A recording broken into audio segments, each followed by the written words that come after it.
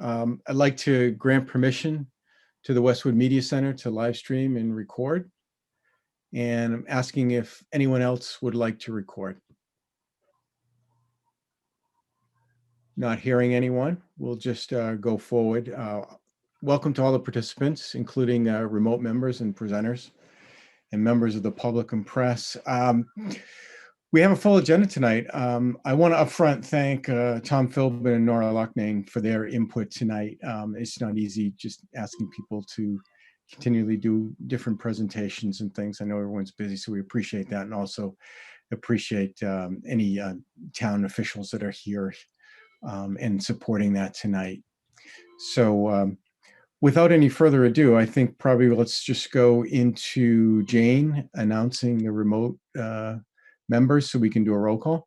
Great. Peter Lentz. Here. Phil Bruce. Here. Jim Ferraro. Here. Lauren Fitzpatrick. Here. Craig Fiscaldo. Here. George Hertz. Here. Angela Hughes. Here. Peter Ittig. Here. Caitlin Jerzak. I think you're Here. on. Thanks, Caitlin. Tom Kilgariff. Here. George Loughnane. Not in yet. Dianne McCarthy. Here. Thanks, Dianne. Chris Pareda. Here. Mike Powers. Here. And Kate Wynn. Here. Thank you. Okay, thanks, Jane. So if we can start with the Pledge of Allegiance. Excuse me, my apologies. I just got in late. Oh, welcome, Okay. George. Thank you. Hi, George. I'm sorry, just a little bit of traffic. No, No worries. Believe it or not. No worries. So if we could do the Pledge of Allegiance. I pledge allegiance to the flag of the United States of America and to the republic For which for which it stands, one nation, under God, indivisible, with liberty and justice for all. Okay, thanks all. So as I said before, I would give you an update on recent select board meetings. And so I promised that I would either attend those or see them online. Once again, I won't go over every topic that I saw, and I invite everyone to either attend those in person, online, or see them at the Westwood Media Center after the fact. But I wanted to provide some insight that may impact the Finance and Warrant Commission. For the most accurate assessment, please go to the Westwood Media Center. So the meeting on 10/26, the Select Board unanimously agreed to provide a one-time 6-month extension for cab license renewal fees, as many cab companies are making the decision to suspend activities with COVID and not getting a lot of business. It's really just another way the town is trying to help small businesses through the pandemic. And it's really at a minimal loss to the town, but it's a good olive branch, I think, as we talked about before. They've done something with the restaurants, and now this is with the cab companies. In that meeting also, and Jane sent out a copy of the comprehensive plan that was reviewed. That's a pretty large committee that was appointed in November of 2018 to update the existing Westwood comprehensive plan. There are 9 areas for those who looked at it: land use, town centers, housing, economic development, natural and cultural resources, community facilities, open space and recreation, transportation, sustainability, and resiliency. So it's really cuts a wide swath of all different things that are important to the town. So the group has sought to get the expertise of many different town groups and to get public participation. They've had many public meetings. Westwood and other communications like the web page and the Westwood Wire and Westwood Day and different things like that. So please look at the presentation if you haven't already. It's a really good presentation. A lot of work was done by them. The highest priorities that they came up with for Westwood are the elementary school project, pedestrian / bike path set up, expand inclusive housing opportunities and affordable housing, and also sustainability actions such as renewable energy. Their next step is to get, Jack Wigan presented to the select board, is to get their feedback as they look through the entire presentation, and hopefully a letter of support from them.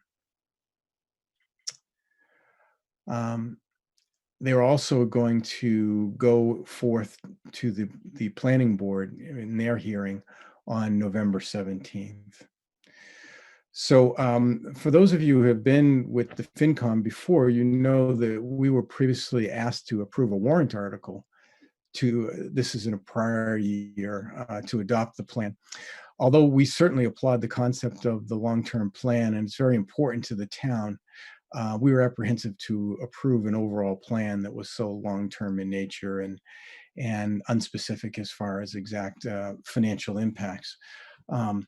So I spoke to Jack Wigan after he presented, and he's not looking for us to approve a warrant article this year. That's not his plan. He would review the plan with us if we thought that was necessary or important for us to do. So overall, that was good, and I invite everyone to look at the plan. Additionally, I attended one Town of Westwood Budget Steering Committee meeting. They're soon going to have capital inputs to review with the select board, and they're starting to work on FY22, as hard as that is to say, FY22 budget guidance. I will not go into too many specifics on that meeting because I don't really want to get ahead of the select board in their reviewing of items that go to them first. But I just want you to know that I'm a part of that. I also attended a Citizens Action Group Open, their meeting with Tom Philbin, where Tom went over essentially the same presentation he's going to go over with us tonight. I thought that even though we've met with Tom before in FinCom, I thought that presentation was very good, and it shedded some light on different projects and alternatives that the town can do. As before, I was hoping that we can hold our questions, as the agenda shows, till the end, so we give Tom Philbin the opportunity to really kind of go at his own pace. And for those of you, I think most of you know Tom. He's been a tremendous asset to the town, and I think though you've seen the presentation, I think you'll really like what Tom has to do. So unless there are any other questions or anyone wants to say anything, I will turn it over to Tom so he can go through the presentation for us. Okay, with the help of Connor here, I'll get my slide deck up.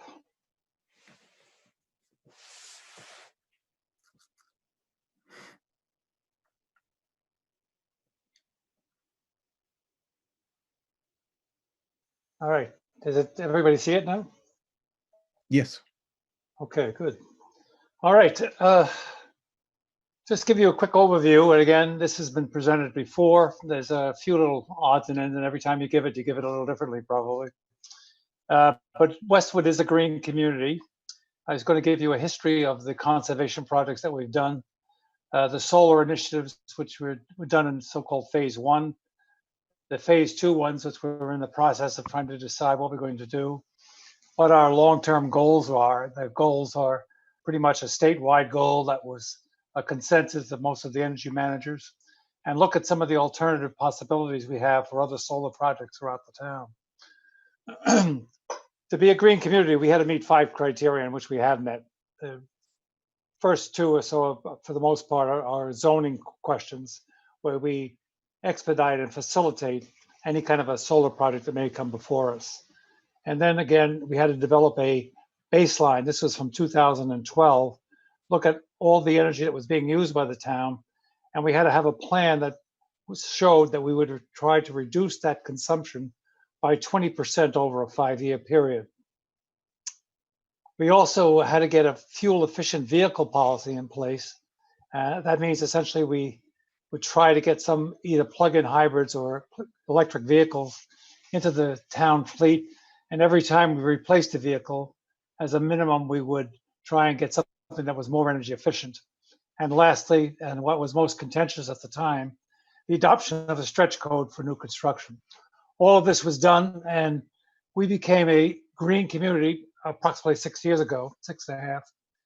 And as a result of being a green community, we are required to operate, to report rather, to the Department of Environmental Resources our progress every year. We are available now. We can compete for competitive grants, and as a result of that, we've been awarded 6 consecutive grants from 2015 to the present. We have a total value of grants of about 1.43 million. And we've got about another $500,000 from Eversource and incentives. And we've done projects in total that are valued at approximately 2.83 million. And we get a payback annually from all of these projects of about 250,000 a year, which again, will project out at least 20 years and beyond for all practical purposes. When we look at the contribution of the town, the investment that the town has made by these savings is paid back in 4 years. So it's a great investment. Some of the projects that we've done, essentially all of the schools, the library, town hall, media center, the council on aging, all have been converted to LED lighting. All of the street lights in the town have been converted to LED lighting, and we've invested in putting a radio frequency mesh system, which means each street light communicates with every other street light. And with the mesh system over the town, there are new developments coming that will allow us to do some enhancements. For example, we may eventually be able to read the secondary water meters through the street lights. We can right now, if we want to do it, we can put what they call a shot detection system, which if there's any kind of a gun fired in the town, a latitude and a longitude immediately go to the police station and they can dispatch and go check it out.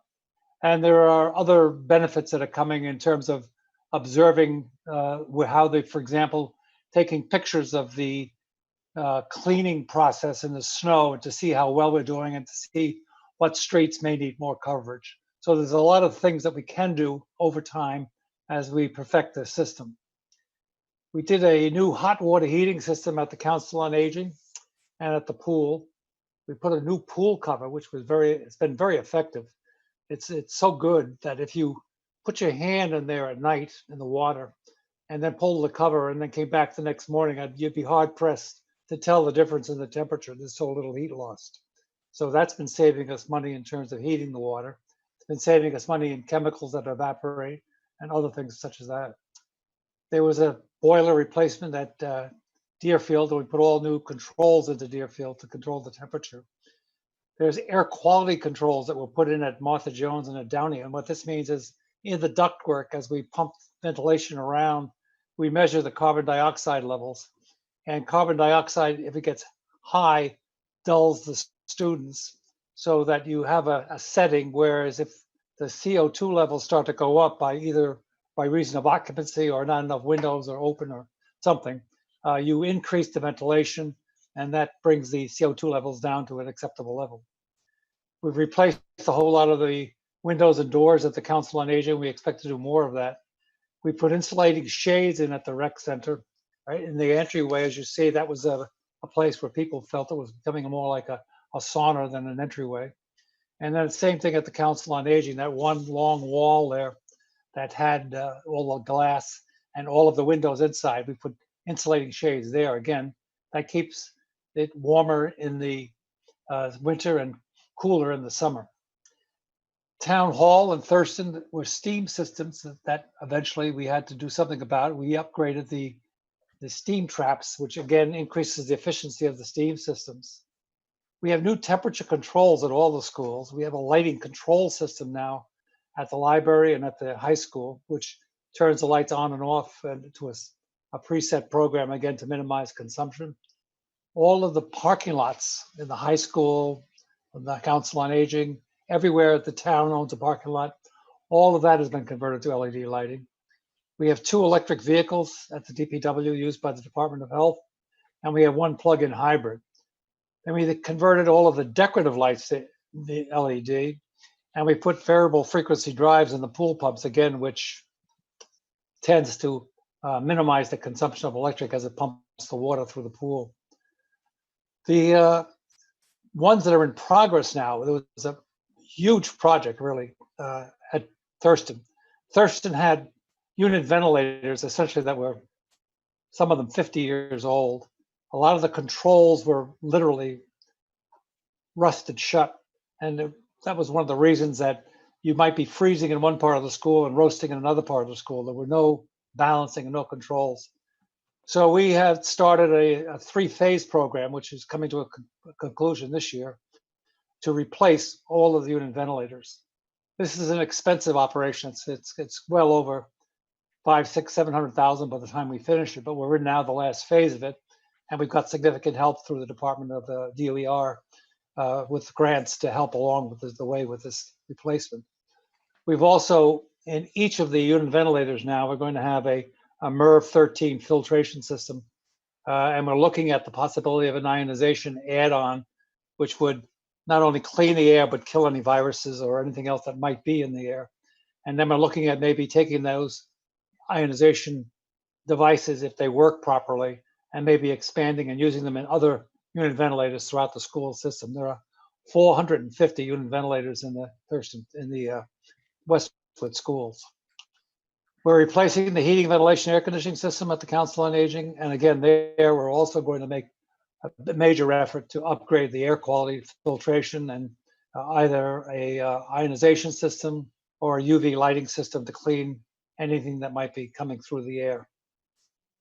And lastly, we've just started to upgrade the HVAC at the town hall. Doing the first floor, what we're doing is it's steam now, and essentially what we're going to do is cut off the steam from the upper floor, put all new split systems in the upper floor, and eventually come to the down floor. But we do it a step at a time.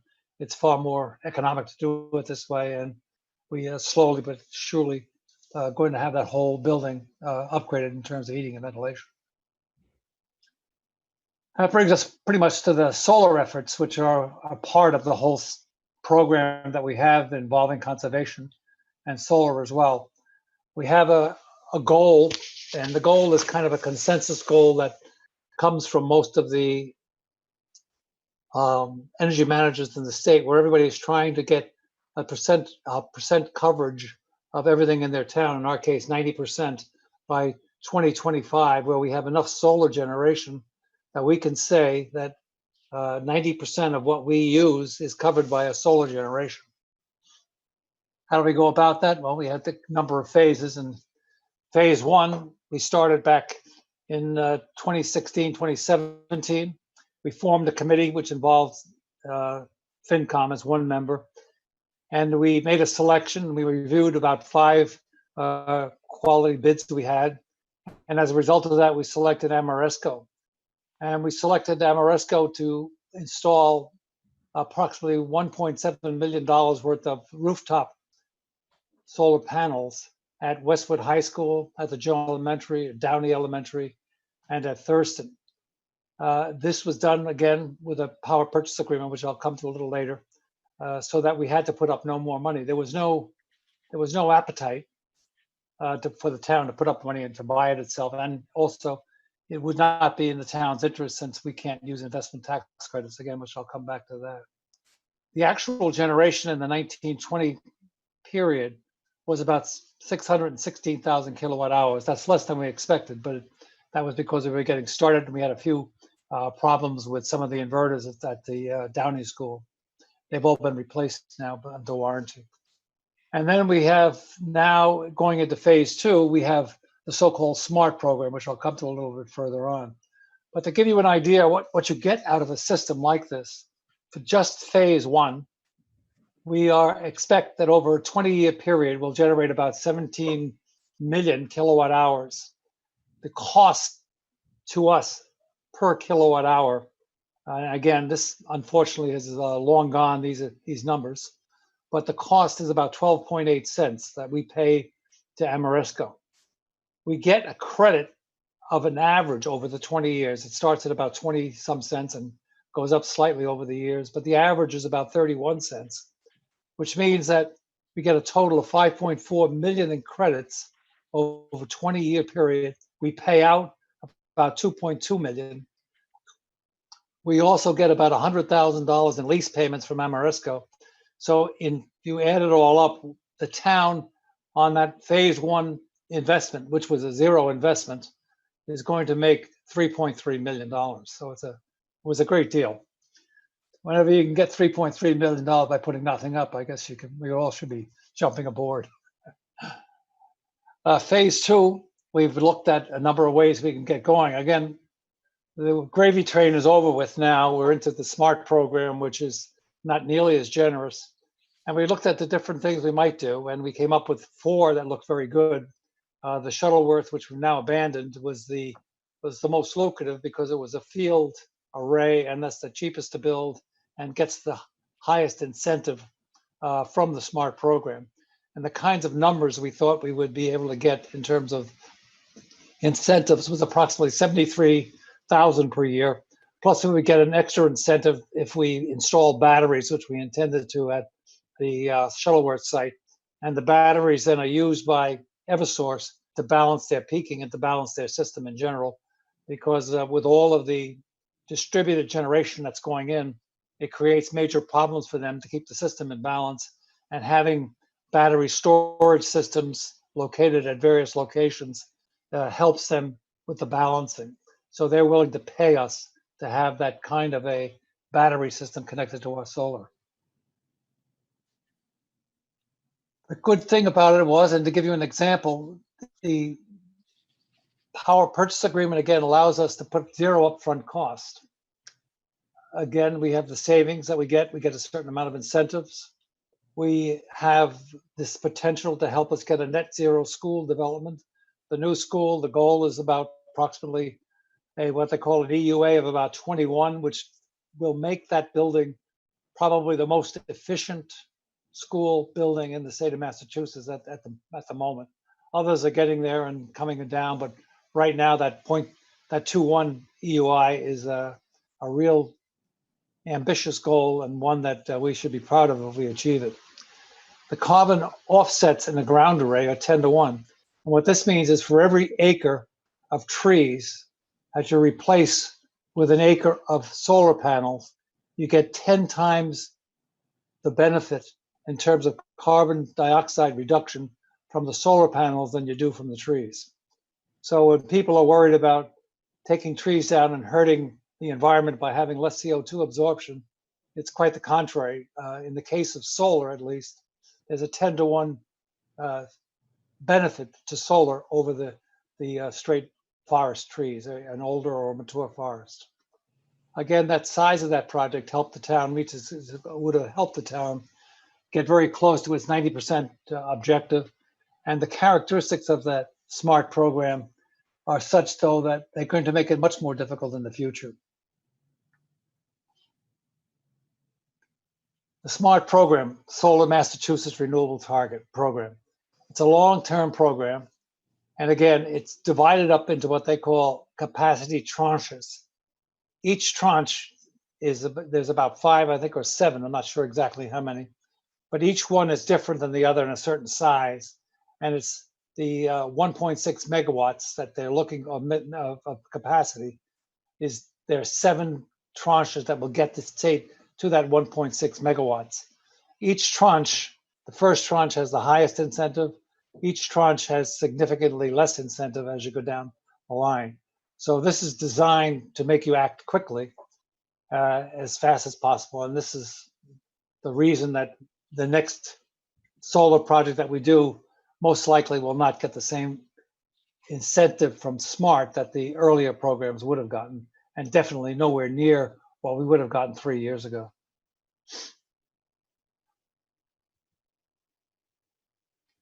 We again like the power purchase agreement because right now there's a 28% investment tax credit. We as a town have no use for that. Company like Amoresco uses the investment tax credit. They take on all the financial risk in the arrangement of a power purchase agreement, and we have a 20-year lease. And We can buy out the system after 5 years if we wish, and then we get a larger benefit. But we'd have to, again, put up the money, which would be approximately equal to around 50% of the cost of the initial cost of the project. They take out the 28% originally, and then the depreciated value is, if you look at the overall value at 5-year point, is approximately 50% of the day one value.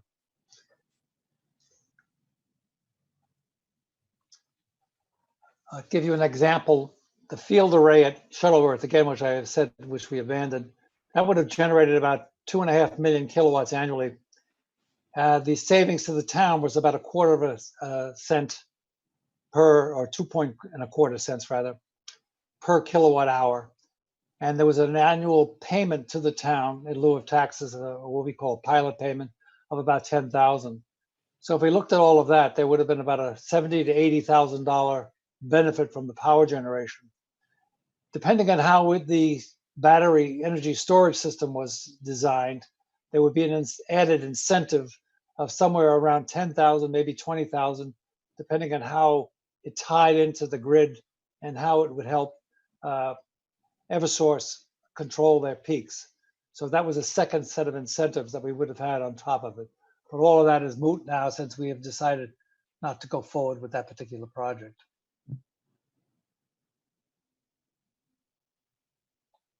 The field arrays, and when we look at alternatives, is preferred for a number of reasons. It has the highest incentive per kilowatt hour. The SMART program gives you a different incentive depending on whether it's canopies, rooftop, field array, or whatever. So you have more of an incentive if you do a field array. Again, with the Hanlon site, we had about 10 times the potential output on the 12-acre parcel than we would have had on the rooftop of the new school. And again, the rooftop would not be available for 2 years.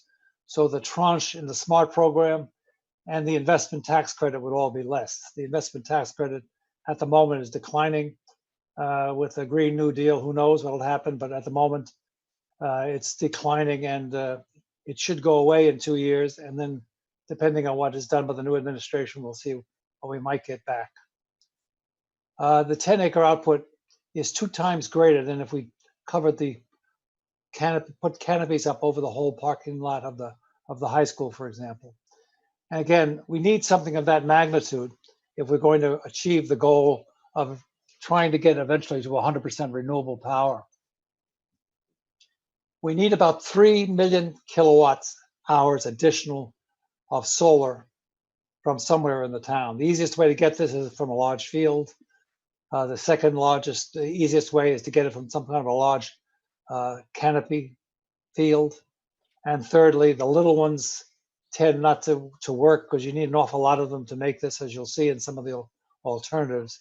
It takes a lot of different buildings to add up to one big field. Some of the alternatives. We could lease private property if we could get a parcel big enough that we could lease it from the owner. We could put solar array on that property, and we could then pay the owner of the property some kind of a lease value. That happens very often with farms in the Midwest, where the farmer makes more from the leasing the property for solar than he does from generating electric. There's a 5-acre parcel we have, which is owned by the town, which is treed again, so we would be cutting down trees, and the problem that brings up. If we looked at the rooftop, there's about 85 kilowatts now available at the Thurston. That's planned, and we will go forward with that.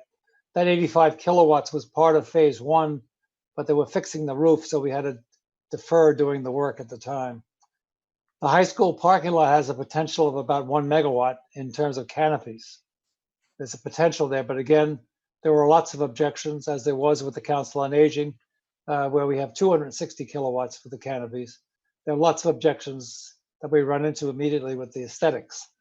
And that's the main thing there. People don't like the look of them. Some do. Again, it's like everything else, it's in the eye of the beholder.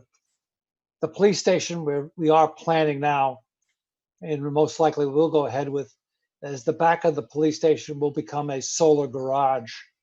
where we'll completely cover this parking area and make a garage. They've done a lot of that out at Stonehill College, where a lot of the student parking lot is completely covered. And if you go out to REI in Framingham, you'll see they did the same thing in the front of their store, and they work out very nicely. If we take the rooftop of the New Hanlon School, we could probably get another 200 kilowatts when it's finished. Again, we don't know what the incentives will be like that far down the road. The police station, there's not much room on the roof, but 15 kilowatts potentially. The Islington Fire Station, about 50 kilowatts. The main station in Westwood, another 50 kilowatts. Again, DPW buildings, 25 kilowatts. There's the old Prout Farm. Again, it's a problematic piece of land. It has a conservation restriction and there's a lot of wetland. So you're dodging around trying to find upland areas that you can build on there, but there is a possibility. The rear of the Thurston School, you could put canopies up. The main fire station in Westwood, you could put canopies behind there. At the library, you could put canopies in the front of the library or in the back. Again, the DPW, not only on the roof, but also in the lots down there and so forth. And Deerfield, you can have rooftop and you have a canopy potential. So all of these are, 2 to 3 years out. The economics and the contract income a little uncertain, and there needs to be a lot more engineering done to see where we are. So that's a quick overview, but I have to point out that what we've done to date is literally going to generate about, between the conservation and the solar that we have over the 20-year life of these projects, there's about $4 million in benefits to the town. So it's kind of definitely pays for itself. So that's it. I'll be more than happy to take any questions you may have at this point. Yes, I have a couple of questions. Peter, should I proceed? Can you Yes, hear go ahead, Peter. me? If you can hear me, I do have a couple of questions. One is that at a couple of points, you mentioned that Westwood has a goal of 90% renewable by 2025. I'm interested in who established that goal. We had a discussion last year about a somewhat related issue within this commission, but who established that 90% goal that you refer to for renewable electric by 2025? Well, the goal is as I say, it's not an official town goal. It's a goal that was a consensus of the energy managers in the state when we meet. And it's not just us that's trying to do it, but all the ones with active solar programs thought that it was a very doable thing if they could get enough on. There's no obligation. We make it, we don't. But the state in general is, there's a number of bills that are in the legislature, and one of them is going to require that all of the electric generation be renewable by 2035, and that by 2050, all of the existing fossil fuels will be eliminated, and you'll go back toward being 100% renewable for that 15-year period. They're going to do whatever they're going to do. I don't know. They're going to somehow incentivize people to go to all electric. So in anticipation of that, I think it's just good sense for the town to see what they can do to be ahead of the game, and to, as we do with the conservation projects, as we do other projects, move more and more toward a very efficient electric profile as opposed to oil, which we've eliminated essentially oil, but even gas, and become as close as we can to having high efficiencies split systems, which are very, very efficient actually, as much as we can throughout the town. I would like to follow up on this, if I may. Some of this may be more controversial than an established goal. Particularly, this commission considered a very similar proposal last year and voted to reject that proposal by a vote of 12-3, technically recommending indefinite postponement. This was Article 15 of the warrant for the June town meeting on page 20 of the warrant, which you may refer to as a very similar proposal, except that it doesn't mention 90%. But that article did not receive approval at the town meeting. In fact, it was deleted from the final town meeting agenda along with other non-financial articles due to special epidemic accommodations. Members of this commission had serious concerns about that proposal, including concerns about costs. So, Well, I should point out that that proposal was for similar to what was done in Brookline, which was also turned down, but is now being reissued again, but where they would ban any fossil fuels in new construction. That's not what this is intended to do. This is a goal, an arbitrary goal, a goal that, again, if we do the solar the way we've been doing it, would be no cost to the community. okay. None at all. It would be zero cost. The solar programs that we've done to date are actually, they save us money. They pay us money for these programs. And then after the 20-year mark, the savings will go up even higher. So in my thinking of reaching a goal of 90%, I'm thinking about doing programs that are essentially free to the town. There's no financial implications at all if we do it, if we follow some of the past history that we've done. Okay, but it is the case that the town has not set that goal of 90, the town has not approved a goal of 90% renewable electric by 2025, is that correct? No, as I said to you, that was a consensus goal that was done by the energy managers in the state who are active in the solar programs. It doesn't bind anybody to anything. Okay, and there are some concerns that you might be aware of leasing a large number of expensive solar panels that are made in China to cover the woods in Westwood for renewable energy. This is not necessarily going to fly as a consensus issue at the town meeting. No, I mean, there's no doubt about it, but I'm sure there are as many people who feel very, very strongly about carbon dioxide and the problems of carbon dioxide and climate change and what we're headed for. And that if we're concerned about, the future of our own progeny, maybe we should sacrifice some trees along the way, especially when we look at the fact that in terms of carbon displacement, we're not talking about taking all the trees down. We're talking about taking a very small number of the trees down, and we're talking about a 10-to-1 improvement in carbon dioxide by taking some trees down. So if we take serious the moral commitment to do something about climate change before it's too late, then we have to start thinking very seriously about how we're going to handle it. We can do it with canopies, we can do it, but there's objections to everything you do. Some people don't, as I say, don't like the aesthetics. Some people don't like to cut the trees. Some people don't like to put it on the rooftops. There's always somebody who doesn't like it, but somebody's going to have to pay the price, or otherwise the whole generations will pay the price. I've another question.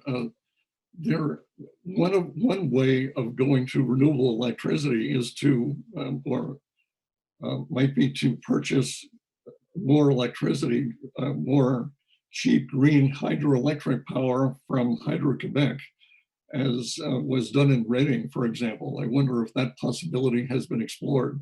It might be possible to have our new Westwood electric aggregation utility cut a deal for cheap green hydroelectric power from Hydro-Quebec. Has that been explored, or will it be explored? Yeah, well, my past life, I did work for the electric utilities, and I know that they're constantly trying to get more hydro from Canada. The only way you're going to get it down to New England is by high capacity transmission lines.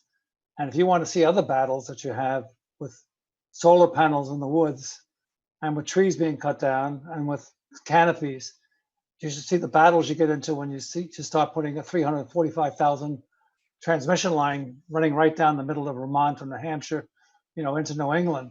You end up with other battles. And so it's there, and the Canadians would love to sell it, but the Canadian deals that they cut with us also all have an end point, because eventually if they're growing, they're going to want that power themselves. So they now have a surplus, but will they have a surplus forever? And when their surplus starts going away, they're going to want to have that power back. So we never get a deal that's going to guarantee into the future our own energy supply. So we're faced with the problem of taking the gamble that it'll be there 20 years from now, that they won't need it and they're going to sell it to us. Plus, then we have the problem of getting it here. This is Peter Lentz. I have a comment and a question. So my comment regarding Peter Ittig's reference to Article 15. I just want to point out that that was a non-binding resolution regarding net zero energy.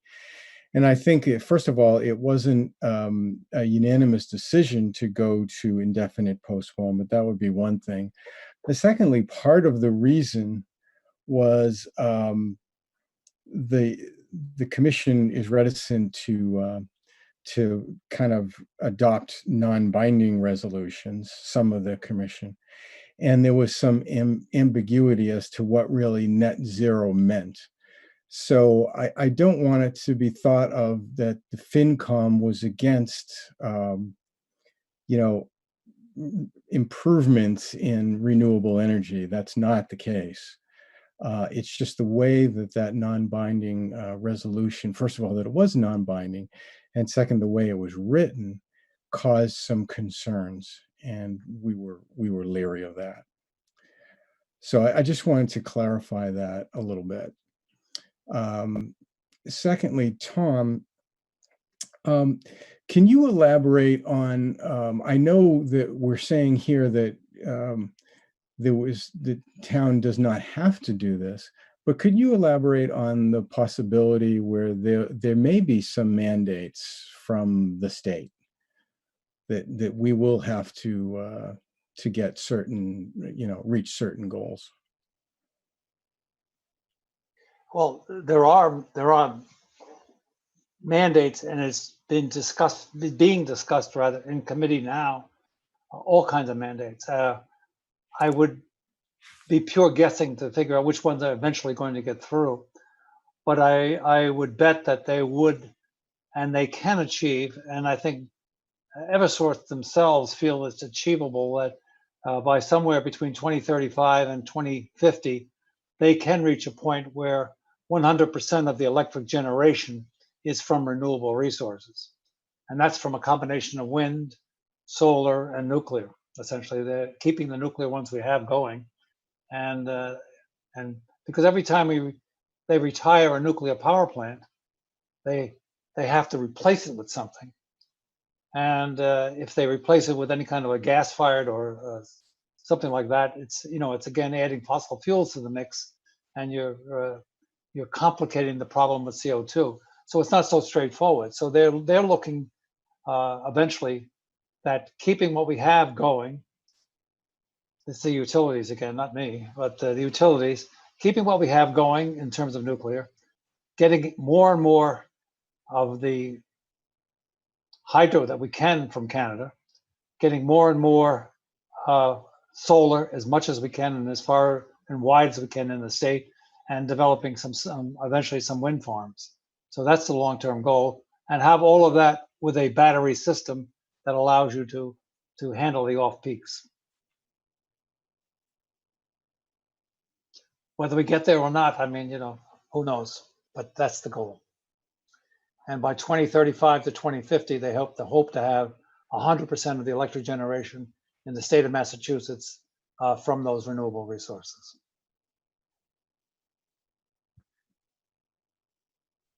Hey, Peter, I have a question for Tom. Yes. Hey, Tom, thank you for the presentation. It was great information. When you listed under alternative sites, you mentioned a 5-acre lot. That's owned by the town. Where is that? At this point, I'd rather not say because you don't want to alert or cause problems before they're necessary. But again, it's a piece of land that might require removal of some trees again. Yeah. And before we jump into it, and there's no conservation restrictions, it's not being used as a park, but it's there, and we have to cross a few bridges before I could say for sure, and I don't want to get a problem started before I have one. Is it in the middle of a residential neighborhood? Close enough. Not that it's going to be visible. Craig, your backyard. What's that? I said Craig's backyard. I already have a lot of solar panels in my yard, Okay. quite a bit. Yeah, I think I know the land you're talking about. And I think the town bought that land back a few years ago for quite a lot of money. It doesn't seem like it would be financially make a lot of sense to maybe net $60,000 a year. Craig, this I'm is, hoping it's not that lot. if I can respond, this is Nancy Hyde. Tom is just charged with looking at as many alternatives as might be feasible, but there's been no vetting. So every property has pros and cons, and what your comments are correct, and time will tell. It doesn't mean that it's going any further than a preliminary discussion. We've just been called upon to look at and evaluate many different alternatives. Both Tom is by our board and the community is doing the same. Peter, it's Jim. Can I ask a few questions? Yes, go ahead, Jim. Regarding the canopies, how durable are they, and are they retractable? And what do we do with them in the snow and inclement weather? They're not retractable. They essentially are a structure that will be there for forever. And as they wear out, you can replace them and fix them. If you had them, for example, and depending on how you do it, you could take a parking lot, you can completely cover the parking lot. If you go to Stonehill College, the entire student parking lot, I would say, is easily an acre or so plus, is covered with as a garage with canopies, and they're generating their solar power with that. Or you can put them in rows where you can drive between the rows, and some people prefer that. And you'll see those at a number of schools all over the state. We're actually late to the game on this. There's a lot of schools in the state of Massachusetts that have these already, but there's also a lot of people who don't like to look at them, and that's what's been stopping it. How does the snow accumulation affect them, if at all? How does the what? The weather? Snow, yeah. Snow accumulation? The snow melts off and is drained away. In fact, it minimizes the amount of plowing that's needed. It eliminates a lot of that problem. And it's just like any roof. They're designed to hold up to 10 feet of snow. What's the life expectancy of the panels? Of the canopies? Or the canopies or the rooftop ones? Oh, We have a 20-year. There's a 20-year commitment, but the panels will last longer than 20 years. And then as we increase, the way a panel can be popped and replaced, so as the economy becomes, you get out a certain distance, the thing that has the most maintenance problems is the inverters. But the panels themselves, after about 25 years, maybe 30 years, I'm sure there's going to be advances in technology so that the output per square per panel will go up. I mean, if you look at the cost of a watt, used to be about $8. It's down to $1.49 now.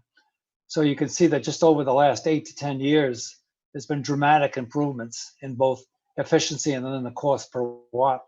And I think we'll have further increases in efficiency that in the same manner.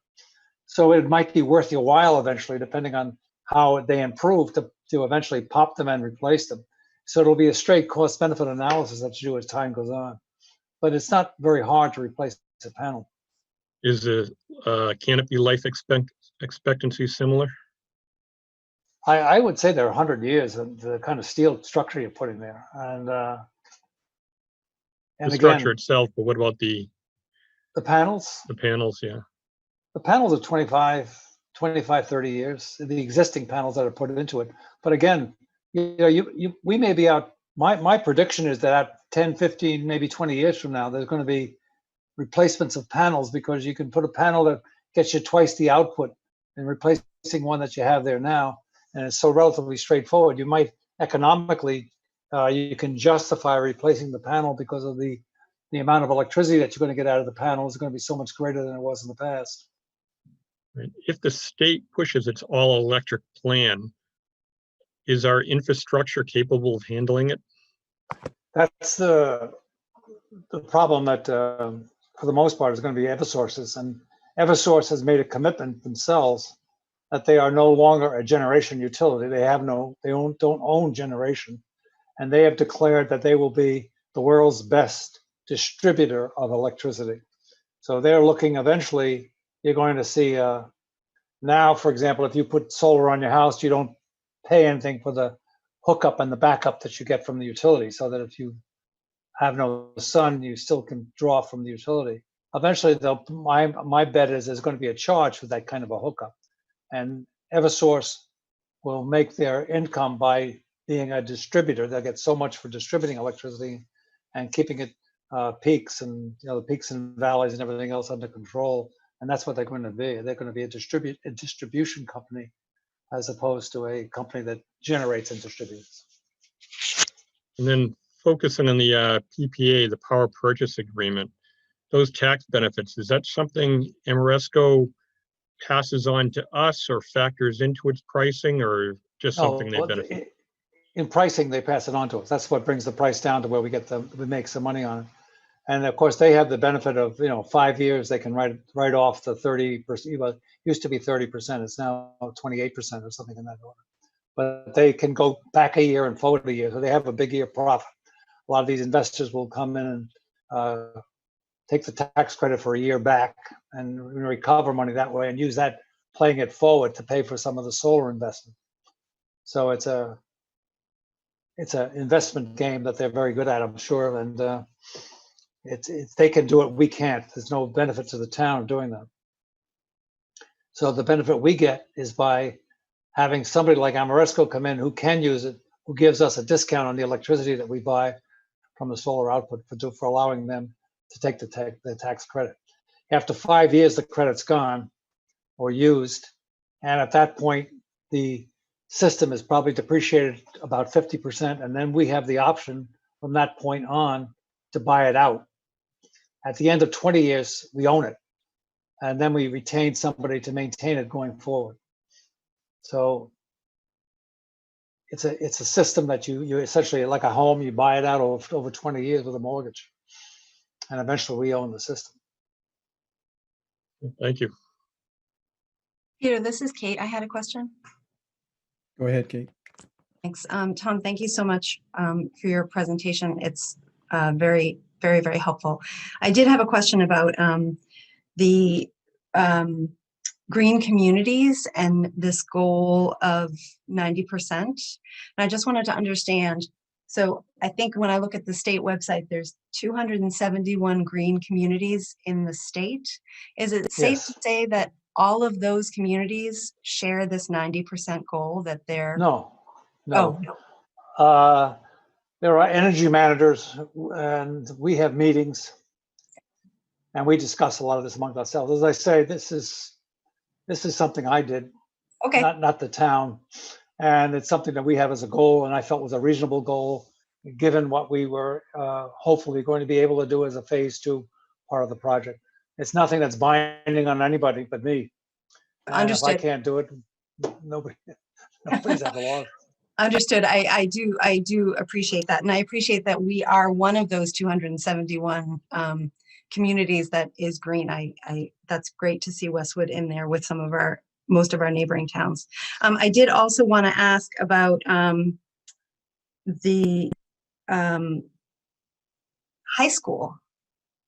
And I know the answer to this already, but I just want to ask, how many solar panels do we have on our high school building right now? There's a lot of them on top of the rec center and the flat part of the building. There's nothing on the large roofs, and that's because they're all in the wrong direction and they have too many penetrations. Yeah, and so I already knew the answer to that. But I just wanted to say, this is one of the reasons why we're running through this exercise, is so that we can be really thoughtful about how we can use all of the resources of the town to garner the most benefit from what we have here. And I feel like that was a missed opportunity, that we have this gorgeous, beautiful building at the high school that we're not able to capture the sun that hits the top of that building. And I did just have one other question, which was for the canopies for the parking lot. I know they're not your objections at the high school and at the senior center, but other than aesthetics, were there other objections to the canopy panels? None that I know of, no. I mean, Well, what else? If I can weigh in. Hi, Kate, Nancy. Hi, Nancy. Hi. Early on, when Tom first mentioned the high school parking lot, there had been an expression of concern for the high school, the safety and how potential structures holding up the solar panels would that present parking issues for the high school students.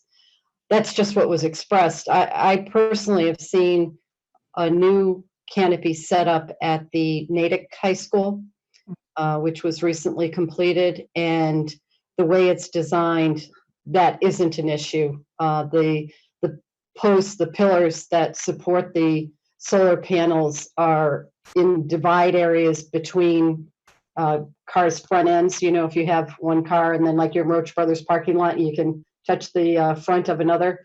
They're actually islands in between, and the posts come out of the islands. So there aren't structural issues like in a Boston downtown parking garage where you have to maneuver around very tight posts to get your car in, which a more experienced driver might not have problems with, but a less experienced one might. That's what I recall from several years ago. I don't know about this current school committee if they still hold that same feeling, but that was something previously. Great. That's terrific information. Thank you. Yeah, especially is one of the things that's an interesting statistic is something like 50% of the total accidents that happen with cars in the town of Westwood happen the first 2 weeks of school. When all the new drivers are arriving. Makes perfect sense when you say it.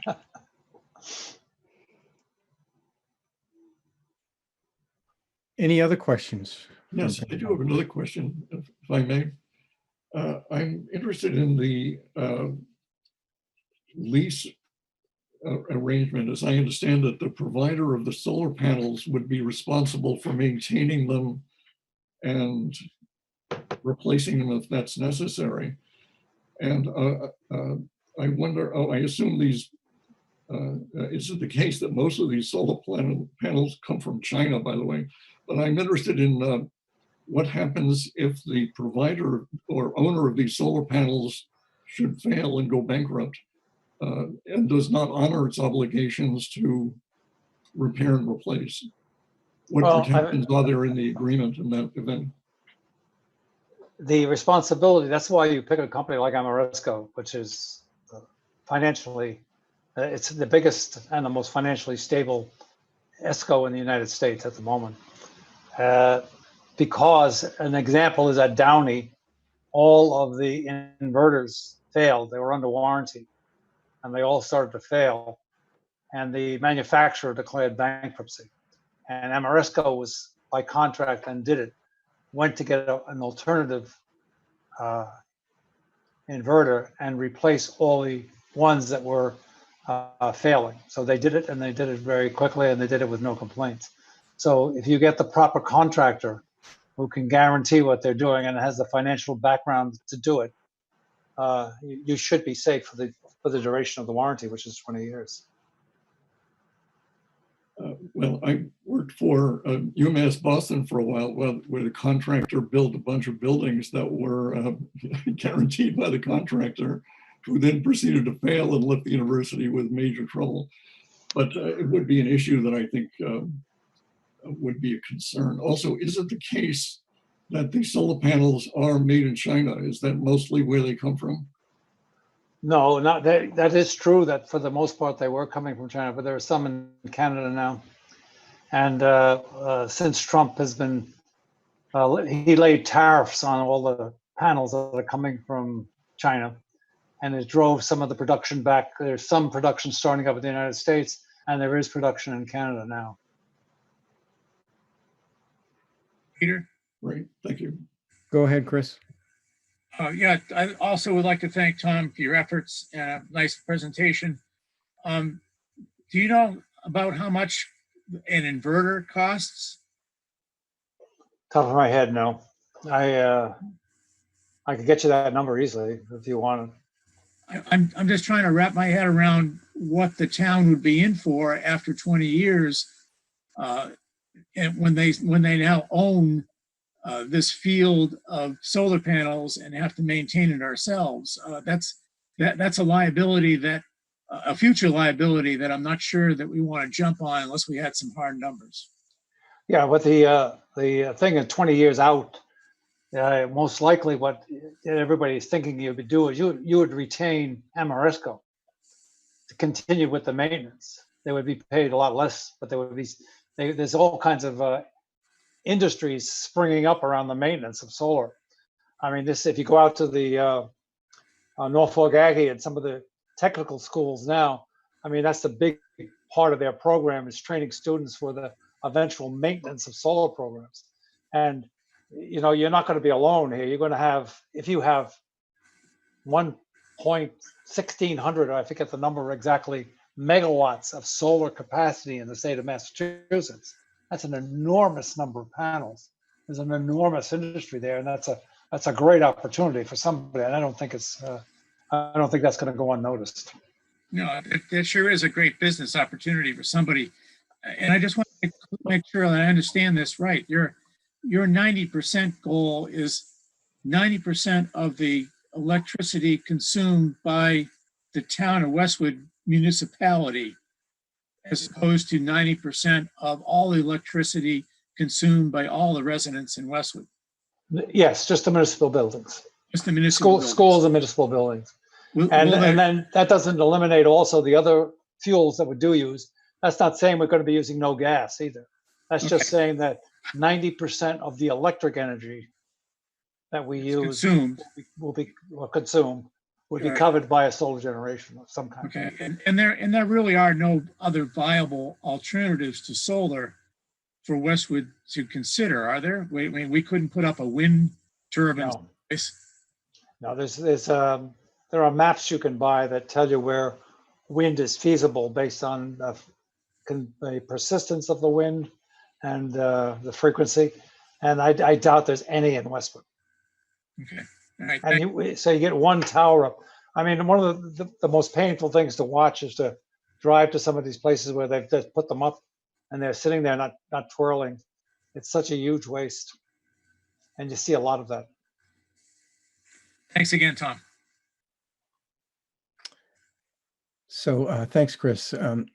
Peter, this is Peter. I have a question for either Nancy or I know Chris Coleman's on. So Tom is preparing kind of alternatives at this point in time. Can you give us a sense of your next steps as you evaluate, Tom's alternatives? So we have to go through phase 2, and I think time is running out to add anything to that, if I'm not mistaken, and Tom can correct me. And we just continue to receive information from Tom regarding state incentive programs. Are there other options in the town that are worth pursuing that go beyond phase 2? And Tom evaluates them and comes to us at the board level to present options. And from there, we'll have our public discussion about those and determine if any are something we as a board can agree on moving forward with. And just to point out, as a board, we haven't all agreed on, for instance, the Council on Aging building. 2 of us favor putting canopies up there and 1 member does not. That goes to Tom's point that for some reason, well, not for clear reasons, some people don't like the aesthetic aspect of solar panels and want them not to be prominent. So that's an issue that we have to work through resolving, but we're a board of 3, and if the majority agrees, then we would go forward. So it's ongoing discussions, Peter, with Tom doing work and doing research and coming to us when he has a proposal. Okay, great. Yeah, Thank you. the reason that the proposal with the Shuttleworth 10 tens is not as good as 100. If you have 10 sites with a 10 kilowatts and you have one at 100, you're much better off. And Shuttleworth, the benefits of Shuttleworth sort of carried a lot of the other stuff. And now we have nothing really big so I have to find something of substantial size that will make it the whole thing worthwhile. We can do the, if we want to just break even and make sure there's no cost, which is the minimum you'd ever do, we can do a little more. But the bigger ones are the ones where you start to make some substantial incentives. Great. So do we have any questions from other FinCom folks that haven't already asked questions?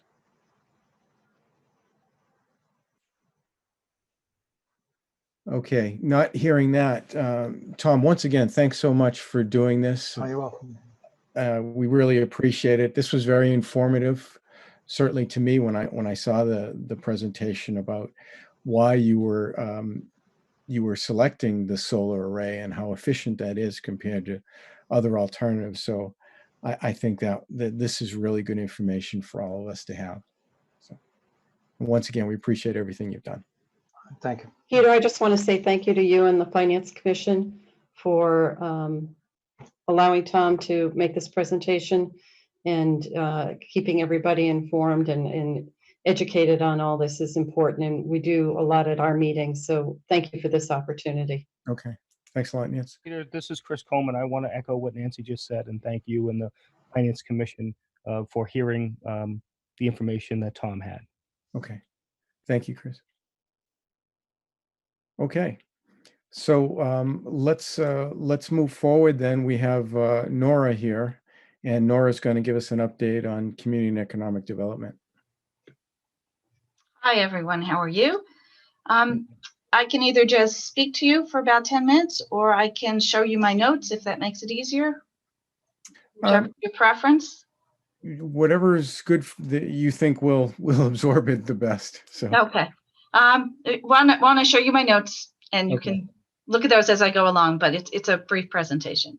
All right. So let me see if I can share my screen.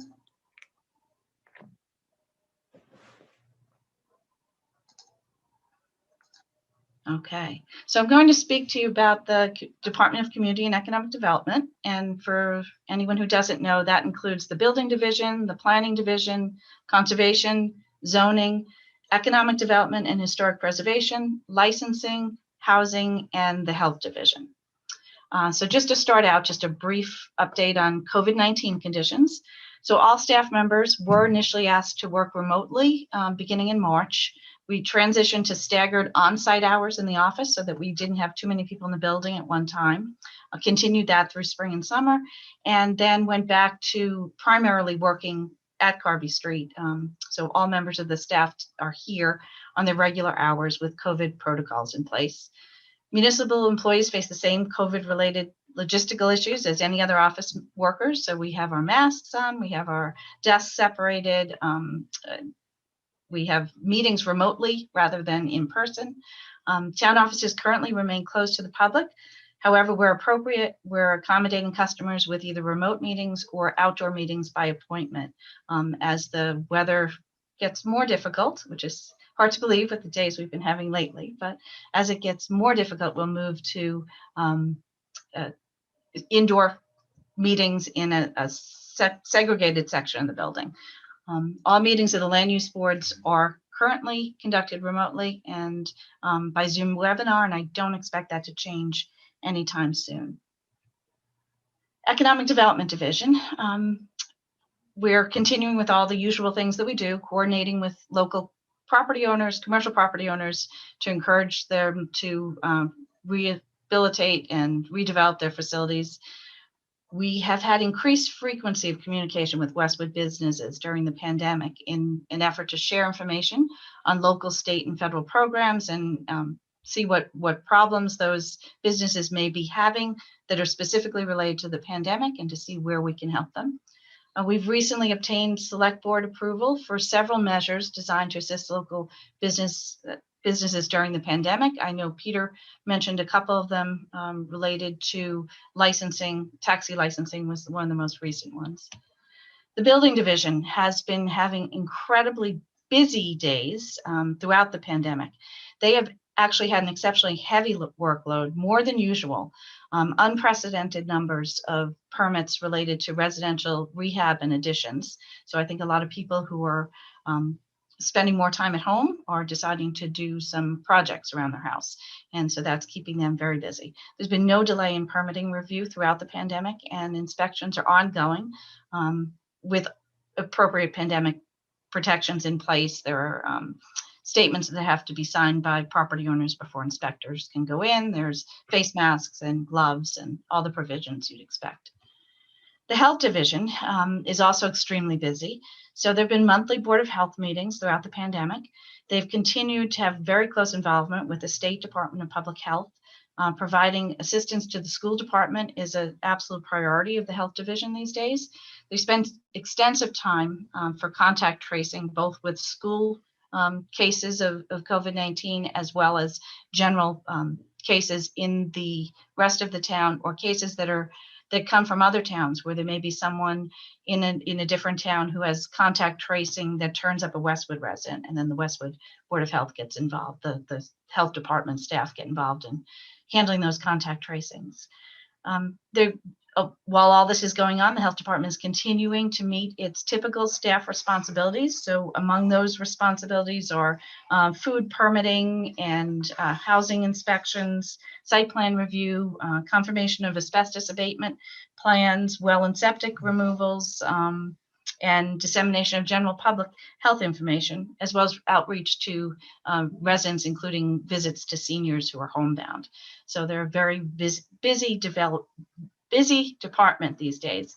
The Health Division also recently held a flu clinic in partnership with Wegmans. It was a very successful operation. They held it at Westwood High School, outdoors with safety protocols in place, and they served 273 residents at that flu clinic. That's actually up from last year's flu clinic, which was just 208 residents.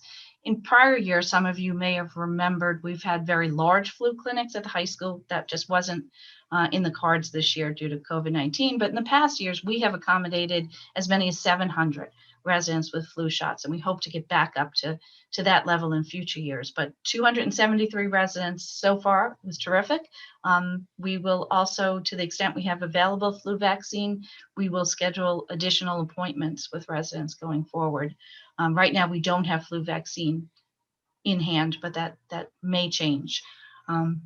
Also, I'll mention that the health department is in the early stages of planning for distribution of COVID-19 vaccines when those come online.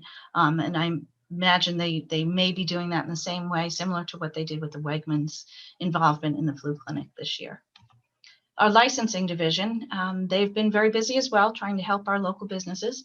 License modifications were presented to the select board and approved for Kiara, Toast Office, and BB's Cafe. All of them were to allow outdoor seating in parking areas where these businesses cordoned off sections of the parking lots in a safe manner, approved by the police chief and the alcohol review committee, so that they could have ongoing service to customers in a safe manner outdoors. The select board also reviewed and approved a 50% reduction in alcohol and CV license renewal fees for 2021. CV is common vittler's licenses. So food establishments, whether or not they serve alcohol, have a reduction in their fees, which I think is very much appreciated by the businesses. There was also a recent extension of the outdoor seating areas, which were originally scheduled to go through November 1st. They've been extended till December 31st, and businesses are permitted to use heating devices and tent enclosures where appropriate. The select board also granted, at the licensing division's request, a 6-month extension of taxi license renewals and prorated licensing renewal fees. Peter alluded to that earlier in the meeting. And our annual licensing renewal period is currently underway. All licenses in Westwood are renewed in December for the coming year. So it's alcohol and CV licenses, taxi licenses, motor vehicle sales, junk dealers, and a number of other licenses. The planning division, planning board meetings have continued without interruption throughout the pandemic.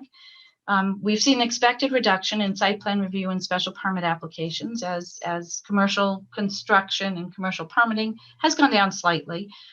We've seen recent completion, though, and adoption of the open space and recreation plan that was approved by the planning board over the summer.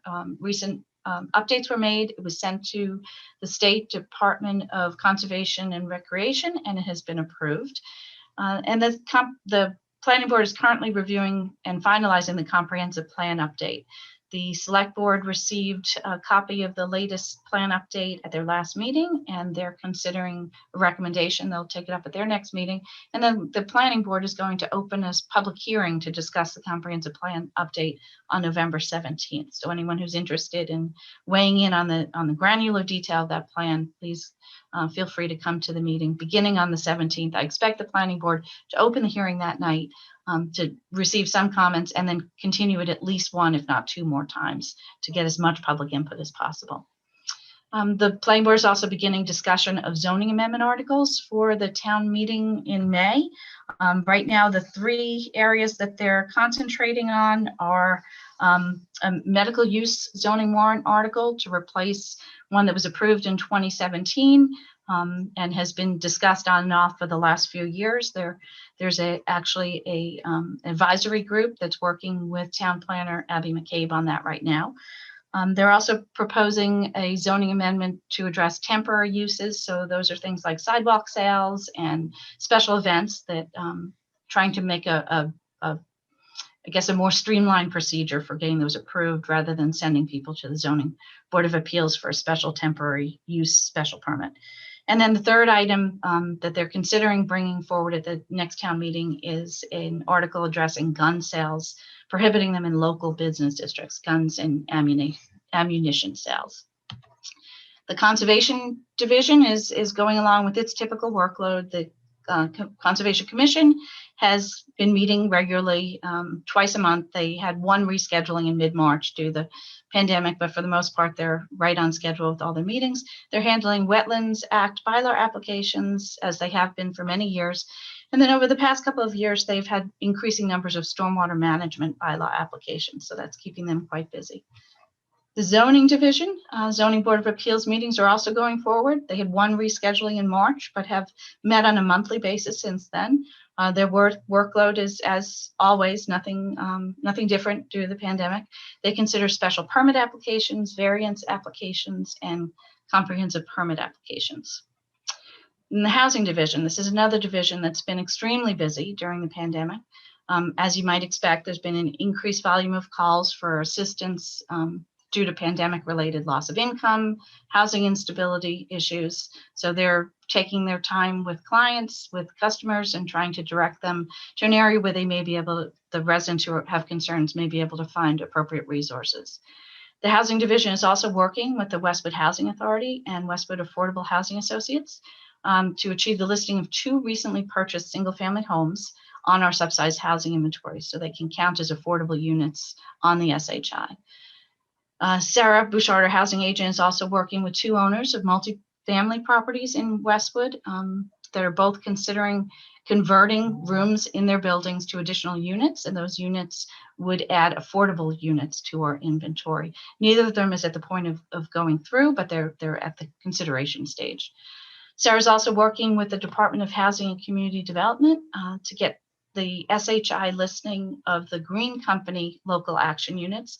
Those are 2 affordable townhouse units in the development that is located where the former Westwood Lodge was. So there'll be 2 new affordable townhouses there, and we're looking to get them listed on the subsidized housing inventory. And then finally, Sarah's been working with the Department of Housing and Community Development and the Department of Developmental Services to secure the SHI listing of the LifeWorks group home, which is right next to the former Westwood Lodge property, and the Till group home, which will soon be constructed on High Street. The Till group home is part of the Fox Hill Village Assisted Living Facility development. That's their affordable component, and they're just about to begin construction. And then finally, there's Mass Association for the Blind group home that was created several years ago. I think it may have been in 2014 or maybe 2015. I'd have to look that up. But that has never been listed on the subsidized housing inventory because the property owner has never filed for that. So Sarah's working with DHCD and DDS to see if we can get that listed as well to count towards our subsidized housing inventory. I want to just give you just a real brief update on a few ongoing projects. So the first is University Station development, always a big component of our department's work. There have been a couple of developments there since we've last had the pleasure of speaking to the FinCom. Casa Loca is a new restaurant that opened in September. It's a new Mexican restaurant, and it's located where the Bonefish Grill used to be. That opened up in early September, received its approvals in August, and it's become a very popular place. So a great addition to the University Station development. Citizens Bank is fully open now. They opened in early September as well. They're set up to accommodate as many as 600 employees there. Right now, due to the pandemic, a lot of those employees are working remotely, but over time, they will return to the building, and we'll be happy to see them and see the effects of having all those new employees in the University Station area, and spending their lunch hours and pre and post-work hours in Westwood at the different businesses. Makita Investment is another new building that's down there on University Avenue. That building was just completed. They received their certificate of occupancy just last week, and they're moving in. I don't know the exact numbers of the employees in that building yet, but again, they are also primarily remotely now, and we expect to see them move in over time as the pandemic resolves. University Station Brigham and Women's Office Building has a second phase construction, another 50,000 square feet, that's gone before the planning board for a consistency review and received its approval. However, they put the project on hold temporarily to await the end of the pandemic as well. Obviously, Brigham and Women's Hospital has different priorities right now than construction of the medical office building. They intend to get back to it, but we just don't have a date yet when that'll be. The former Sports Authority store was a large space in University Station several years ago. About 2/3 of that space was converted to a HomeSense store, and 1/3 remained empty. The planning board recently granted approval for the business Five Below to operate a retail store out of that location. So there'll be some facade changes that'll be put into place probably in the springtime before that store moves in. Also, I mentioned there are 2 remaining parcels, undeveloped parcels at University Station. One of them is on Station Drive up near the Citizens Bank building. That is large enough to accommodate a small office building of about 30,000 square feet or so. And then there's another space right next to where Makita Investments has just opened up in front of the Pulte condos right on University Avenue. That can also accommodate either a commercial office space building or a mixed-use retail office space building, probably in the area of anywhere from 60 to 80,000 square feet, depending on exactly what the use is. So we're working with New England Development and the rest of their team, looking at those 2 spaces that are left and seeing what might be the most compatible development. It could be some time before we know exactly what's going in there. And when we do have a proposal, it will go back to the planning board for consistency review. And depending on what the project is, if needed, a special permit. Moving on to the Islington Center redevelopment project. That project is moving along. It's a 3-phase project. The first phase was completed with the construction of the new CVS store back in 2019. In phase 2 has been going on for the last year or so. That involved renovation of the old CVS store, build the old CVS building to have multiple commercial spaces. And it also involves the construction of the new Wentworth Hall. So the town hired its general contractor recently, Tower Construction, and they have started on the development of the new Wentworth Hall. We had a prior contractor work on a completion of a foundation over the past year. Was a little bit behind schedule, but the foundation was finally completed. The new contractor is now on board to go forward with the vertical construction, and they began by disassembling the old Islington Library building, the old Wentworth Hall. They took the front and side walls that will be reused in the new building, panelized them, moved them across the street, and they're stored there awaiting the construction of a frame on which those pieces of the old Wentworth Hall will be applied. And that construction is looking to go forward without interruption, and we expect the new building to be ready for occupancy in early July of 2021. When that building is complete, we'll see the Islington Branch Library reopen on the first floor. We'll also see the Youth and Family Services Department move their offices to that location. And then we'll have the lower level community space open and used for recreational programs, for various nonprofit uses. The AA will continue their meetings there. Scout meetings can come back. Any uses that were in the ICC previously will be invited to come into the new Wentworth Hall building, to the new community space. And then the third phase of the Islington project involves the mixed-use building where the ICC is today. We have a phase 3 closing scheduled for late December. At that point, we will turn over that last piece of property to the developer, Giorgio Petruzziello, and will receive payment in return for that. And then he will begin demolition of the ICC and reconstruction of the ICC replica on the new building, the new mixed-use building, which will replace elements of the ICC, including the steeple. So that project's continuing. It's more or less on schedule, except for the Wentworth Hall portion of it, which is about 6 months behind, but we're catching up as quickly as we can.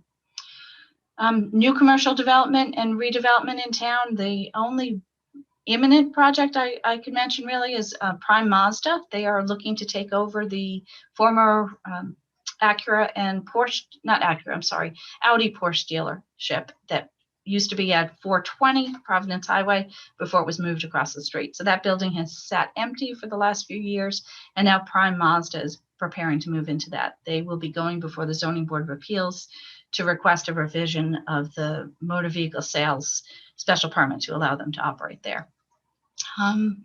Homes at 45, that is the former Westwood Lodge. There's a senior townhouse development that's ongoing there.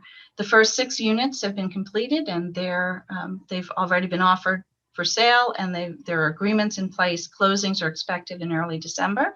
The second phase of 6 units is now in permitting stages. Permits about to be released for that, and construction should begin in the next week or so. And we expect the project, all 40 units, to be developed in 7 phases, probably over the next year and a half. So that's all going well. There's been high demand for the units. I believe that all of the next 6 units that are not yet built are also under agreement, and they're proceeding to sell other units as they go. It takes about 26 weeks for any phase of the development to go through. So we see about 2 phases a year in that project. Reynolds Farm, that's another senior residential development project that's been in the works for a very long time. We're finally nearing completion there. For those of you who followed along, the project started in 2012. Units were sold as early as 2014, and for the last 6 years, residents have been pretty much living in a construction site. So the town worked on brokering an arrangement with the developer, the condo owners, and the town, whereby the town held on to some escrow funds to facilitate the completion of the work, and then paid out developers, subcontractors as they finished the work. So we're finally complete. All the landscaping, drainage, and road work is done, and we're just waiting for the condo trust to apply to the Conservation Commission for their request for a certificate of compliance on the project. We're expecting to see that in December. So the Conservation Commission will consider that at its meeting in December, and hopefully we'll be done with the project. Once the certificate of compliance is issued, we'll return any remaining escrow funds to the developer, and Reynolds Farm will finally be complete. Another project I'll give you a quick update on is Fox Hill Village. Fox Hill Village is working on an assisted living facility. That new building replaces the Clark nursing home portion of the building that was torn down over the last year, and the new assisted living facility has been under construction. It will be 24 new units of assisted living. And along with that, in order to meet their affordability requirement, Fox Hill Village gave a parcel of land to TIL. TIL stands for Toward Independent Living and Learning, and that's an organization that will operate a new group home at 230 High Street. So they're about to get their permit for that. Fox Hill Village looks like they may be done with their construction as early as May. However, we won't be able to issue them their certificate of compliance to a certificate of occupancy to move in until the TIL property catches up with them. So we need the TIL property to be completely constructed, occupied, and approved by the Department of Developmental Services so that it can be listed on our subsidized housing inventory. And once we get to that point, then Fox Hill Village will be able to open its new assisted living facility. So then the one other area I just wanted to touch on tonight is our subsidized housing inventory. I know there was a specific question on that, asking where do we stand on subsidized housing right now. So the SHI, our numbers have not changed. The 2020 census numbers are not yet in. So the subsidized housing inventory denominator remains the same as it did in 2010. And under those conditions, Westwood remains above 10% on the subsidized housing inventory. So the question is, well, what will happen when those 2020 numbers come in? And we still don't know for sure because we're still not 100% sure how some of the properties will be treated in town. But depending on whether assisted living units are counted as group quarters or individual units, and depending on how many of our accessory apartments are counted as individual units, we expect to see a shortage of between 2 and 19 units on the SHI. Now, in the meantime, we have several projects in the works, and we have 8 units that were approved and constructed and considered eligible for listing on the SHI. And we expect those to be updated, hopefully in the next month or two, before the new 2020 census numbers come in. So we'll get at least 8 units in there to fill that between 2 and 19 unit gap. We have another 8 units in addition to those that have already been determined eligible that are approved but not yet completed. So some of those would include the 5 units at Till at 230 High Street, the Till group home units. Those have been approved, but they're not constructed yet, so they're not yet eligible for listing. So we have the 8 that are approved and eligible. We have another 8 that are approved, not yet completed, and so therefore not yet eligible. And then we have 9 other units that are in various stages. None of them are approved yet, but there's potential developments that could lead to another 9 units. So we'll have 8 to start with, another 8 coming. Timing will be questionable to see if the census update comes before or after those next 8 units go into play, and then another 9 to move towards our future. And the future is important. So altogether, we're looking at possibly adding as many as 26 units to the subsidized housing inventory, more than enough to stay above 10%, both after the 2020 census update and hopefully long into the future. And I just want to point out that what's important here is not only that we're staying above 10%, but that we're continuing to work hard to update our housing inventory to provide the most diverse opportunities for housing choices to meet all the needs of our residents. So we will continue to plug away at that. And I think that's it for the update. Oh, I had a slide. Sorry, didn't realize I even had that to show you what that was. So I think that's all I have to show you, but if you have any questions, I'd be happy to take those. Okay, let me open up the questions to the FinCom group. I have one, but I'm going to wait and see what other people have.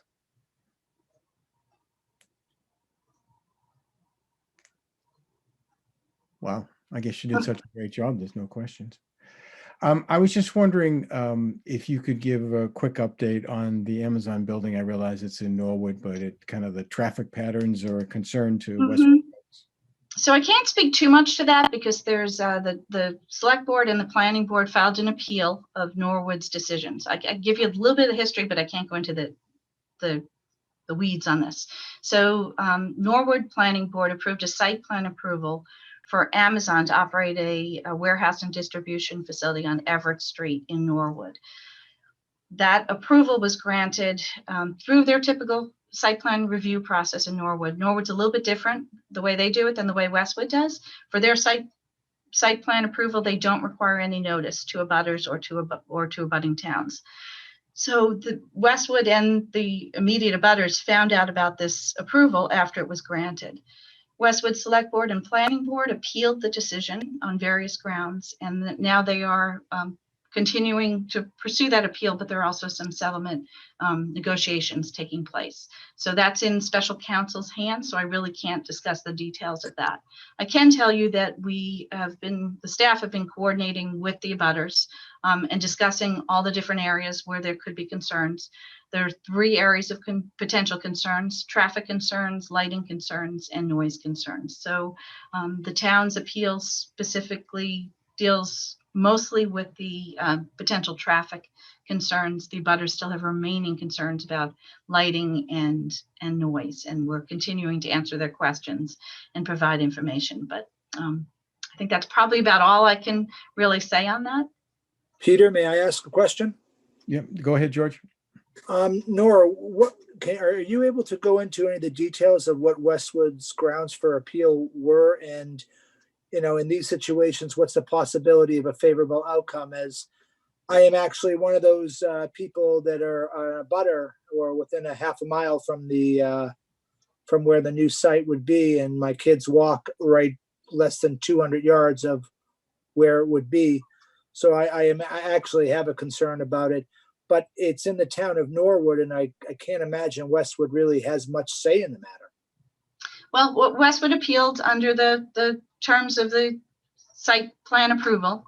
They had standing as an abutting town to appeal, but I really can't go into the details of their exactly what that appeal looks like or what the success rate could be predicted as. I don't know if Pat Ahern is on the call. Yeah, what we did was we appealed the fact that they basically excluded us from the process. Therefore, and they made decisions for the town of Westwood without our input. So that's the basis of our appeal. As you folks know, the courts aren't really moving very fast. I have not gotten a scheduling order from the courts.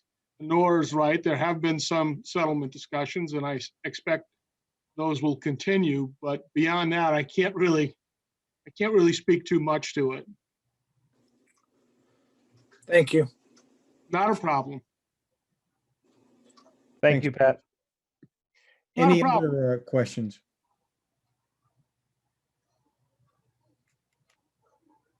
Hi, Peter. It's Angela. I have a question. Hi, Angela. So Nora, regarding the subsidized housing inventory, are we talking, when we're talking about adding units to the inventory, will they be units that are currently occupied, or does the town plan to welcome new residents?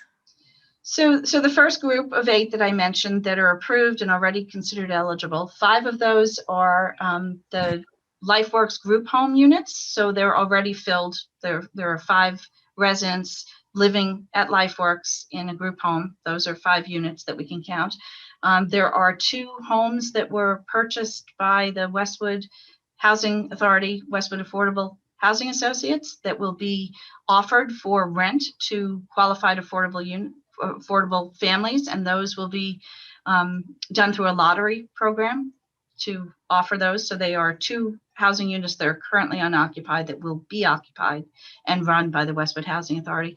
And then there's another unit that's the Habitat for Humanity's house that was approved several years ago, and that is now going through its process to get a building permit for construction in the spring. So those are the first 8 units, all considered eligible, already approved by the Department of Housing and Community Development.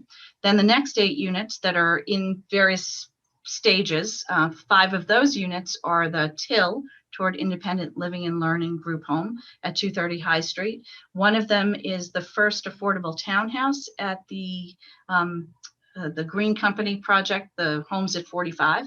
That's expected to come online early in 2021, sometime in the springtime. So it's a question of whether that's going to be already offered for eligibility on the subsidized housing inventory in time for the change due to the census.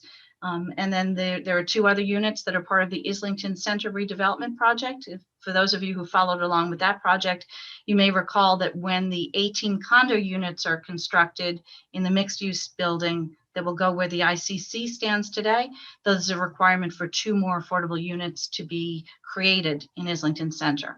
And there's a property, and I'm sorry, I don't have the address of it in hand right now, but it's an existing building on Washington Street. It's the building that has there's a tailor shop on the first floor and the Islington Barber Shop that has 2 residential units on upper stories, and those will be converted to affordable units and offered for lease to lottery qualified families or individuals. That's the plan right now. That could change, but in any event, there have to be 2 affordable units that come in as part of that project. So that creates the next 8 units. And then 9 units that we're looking at in the future come in various forms. 3 of those will be units that are currently owned by the Westwood Housing Authority, WAHA, that are currently occupied, but were not, they were not occupied through a lottery that was compliant with the Department of Housing and Community Development standards. So those units will someday be converted for listing on the SHI by offering them when they are vacated. So the residents that are currently in those units will stay, but when there's a turnover, rather than at that time, when there's a turnover in tenancy, the Westwood Housing Authority will follow an approved lottery process to fill them, which will make those 3 units eligible for listing on the SHI. And then there are 6 other units that could come in various manners on different projects that have been considered for development. All of those would be new units. And it's all a question of whether projects are brought to fruition or not. For instance, one of them, there was a project at 215 High Street that was considered by the planning board and then eventually withdrawn by the applicant. That property is still available. And people that we've been talking to who may be interested in developing it are also looking at some type of an open space residential development project, which has an affordable requirement. So if something like that goes forward, there would be a need for additional units to come from that. So, so it's a mix, I guess, is the answer. There are all those different ways of achieving units. Thank you. You're welcome. Okay, thanks. So last call, anyone with questions for Nora? Here, just one question. Nora, going back to Wentworth Hall, is this new plan to use portions of the old building going to cost more or less than the original plan of actually physically moving the entire building across the street? It's projected to cost less. That's one of the reasons we went with that. It was a question of cost, but it was also a question of interest. We went out to bid twice with proposals to move the building and could not find someone that was interested. The second time we got 1 bid and the bid was 3 times the estimated cost of doing it. So we went back to the drawing board. I will point out that the portions of the building that are being reused under this plan are exactly the same as the portions of the building that would have been reused if we had moved it over. We had always only intended to use the front and side walls. The back wall was not useful because we're building a large addition on the rear. So we would have had to move it over and then disassemble it. So this way we disassembled it and moved the pieces. But the outcome will be the same and the cost will be less. So if the cost is less, will we realize any savings or does that money get wrapped up into the entire project? It's wrapped up into the whole project. So there won't be a cost savings. The cost of the project, overall project, did not go down. In some respects, it went up. There were different portions of the project that were higher than estimated. But that was a portion that had we gone forward with the traditional building move, would have been significantly more expensive and that we would have needed to request additional funding.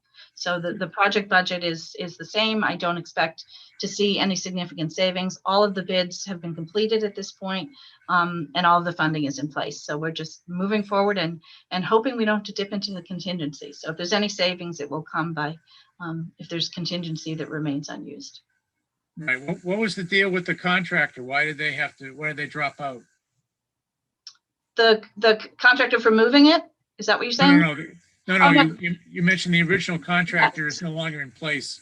They didn't drop out. What we did was we bid this project in stages. So we had first the excavation, then the foundation, and then the general contractor. So it was just the process we bid it at, and we ended up with different contractors. Thank you. You're welcome. Thank you very much for your update. You're welcome. And sorry, I do have a question, Peter, if it's okay. Okay, go ahead, Kate. Thanks, Nora. I'm sorry, I'll keep this it's more of a process question. When that census information comes in and does it come into you before it comes into the general public? And if people are interested, as I assume they will be, in understanding as soon as possible if we've where we stand with the affordable ratio, where do we find that information first? So when the Department of Housing and Community Development receives the new census numbers, they will create the new tables for the subsidized housing inventory, and they'll notify all towns and cities what their new denominator is. We'll all receive that together at the same time, and I believe the Department of Housing and Community Development will post their information simultaneously with sending it out to the towns. We may have a way of getting a jump on that by the release of the census numbers in themselves. So once the census is complete, the numbers will be released, and there are different breakdowns. And if we look at the numbers for housing units in Westwood, that'll tell us right away what our denominator is. And we always know what our numerator is. We know how many units are listed on the SHI or eligible for listing. So we'll be able to do that calculation in advance of hearing from the Department of Housing and Community Development. But as soon as we get the official word, we will post that to the website. And Sarah Bouchard will be available to answer any questions. Great, thank you. You're welcome. Okay. Thanks a lot, Nora. We really do appreciate it. Not sure how you keep track of all these things in your head, but glad we have you to do that. So, Well, thank you. And thank you for the opportunity to bring you up to date. okay. Take care. Nice to Thank see you. you. Good to see you too. Okay. All right. Next on the agenda, we have Dianne. Dianne, I assume you made it home okay? I did make it home okay. Thank you very much. Good. Okay, so if you could provide us with an update on recent meetings and the school budget committee meetings. Sure. So I attended 2 meetings in the last month. The first, the community meeting, and then the building committee meeting. The community meeting was pretty much for the architects to walk through the design, to show the community how they sort of envisioned using the colors of the woods and the area to inform their palette for the building. And they showed them a bunch of options and asked for their input. And so then there was this kind of offline process where people could give them ideas. So it was really very nice. The next was the building committee meeting.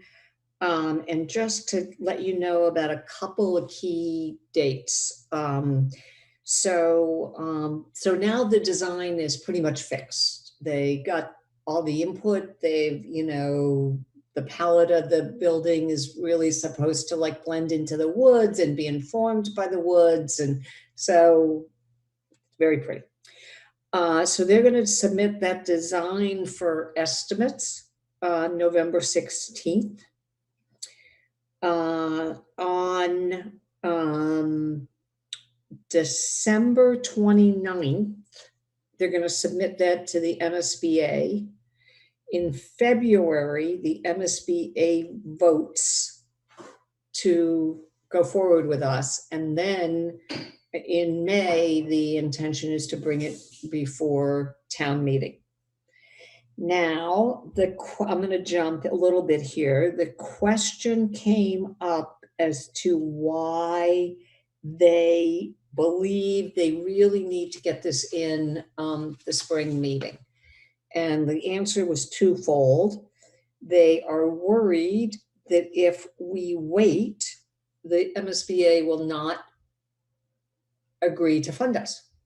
Something else will come up. There'll be other priorities. There won't be the money, whatever. But somehow they are worried about that. And the second is that the estimate is waiting would add about $3 million to the cost, increasing supplies and other things. So they are concerned about the cost. I let them know that this is a question that came up here, and they should be prepared to address this in more detail. So they will be. But that's the answer that I have for you secondhand. Let's think. Community context. So one of the things that came up a lot in the community meeting is this access to the Shuttleworth property. Because you'll see the design, they'll show it to you, but the design of the school is being like put back into these woods. I mean, that's the whole concept of the woods informing the design. And so as it gets put into these woods and the fields and everything else are in front, then the worry is that the access, the walking access, I speak with my hands and I'm doing that even on Zoom.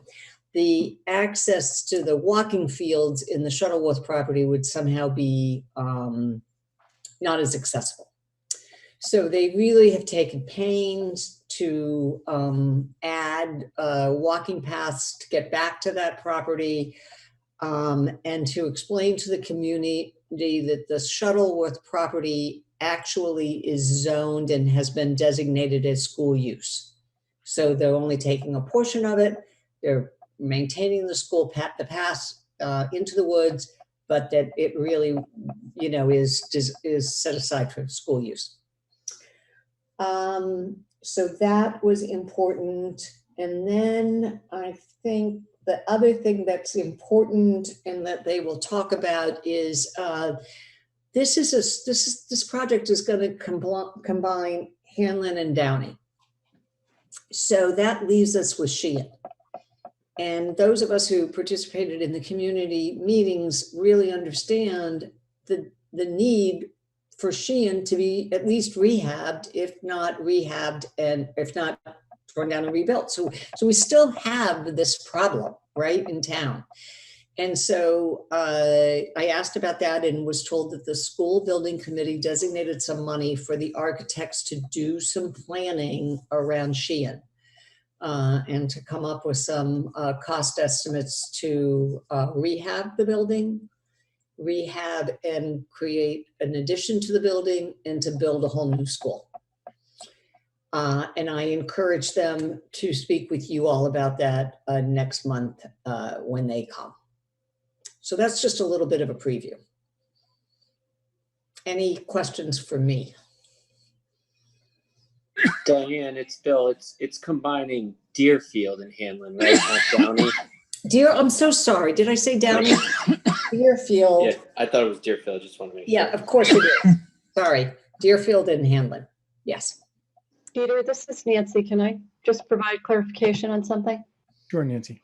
Yeah, I just want to say that it's the school committee that allocated money for looking at the Sheehan School, not the school building committee. It's not under yes. the purview of the school building committee, nor are the funds part of nor are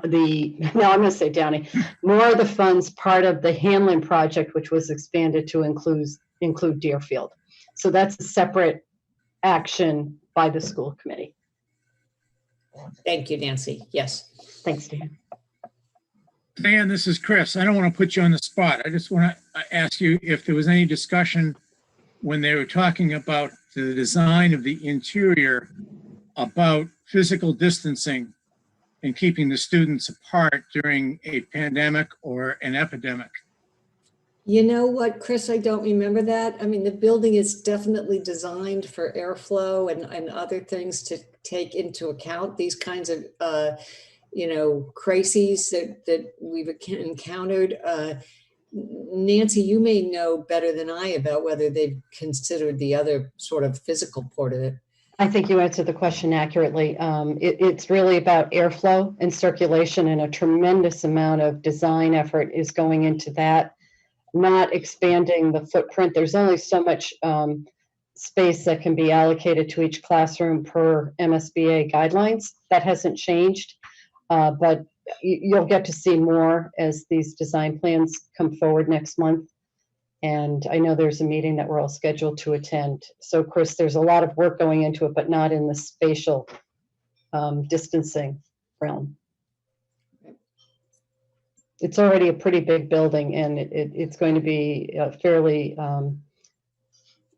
pricey proposal to accomplish everything that needs to be done. I was struck by how much detail goes into designing a school building in these times. It's building code, it's ADA compliance, it's environmental issues, it's educational issues, it's so much, and the costs really accumulate when doing this. But when you get to see it, the design that the architects have developed with all the town input is really very impressive. Yeah, it's beautiful. The other thing I can say that, and Nancy, you might want to speak to this too, but they tried to also take into consideration other town needs, like the gym, for instance, and the fields and other things like that. So they really tried hard to think about, broader needs of the community. Very much so. Not only is the gym sized beyond what would be the funding amount that MSBA will participate in, so that means we wouldn't get a share from the MSBA on a certain portion of the gym, but it's designed for year-round use, so summer recreational use or educational use. So air conditioning will be incorporated into it, and again, access to the trails in the front facing to Gay Street will be field space, which is beyond what's absolutely necessary for the schools in terms of playground space and everything else. So it's going to be quite a community-based school. Yeah. Comment. Peter? Diane, you might remind the school folks occasionally that there is concern about the timing of the bond associated with the override. The high school payments are still being made and will be until fiscal 23. If the new bond issue goes out before that, there would be a bulge in the taxes in 1 or 2 years, and that would be a concern to the taxpayers. So Peter, can I speak to that, Diane? Please. The timing that we're on is potential project approval in 21, a project that wouldn't go out to bid until partway through 2022, and then it's construction funding. So actually bonding this project, and this is something that Pam Dukeman can speak more to the next time she's before you, but the bonding wouldn't take place until after the high school payment is burned off. Thank you. Mm-hmm. They are very aware, Peter, about the timing question and have been very thoughtful about it.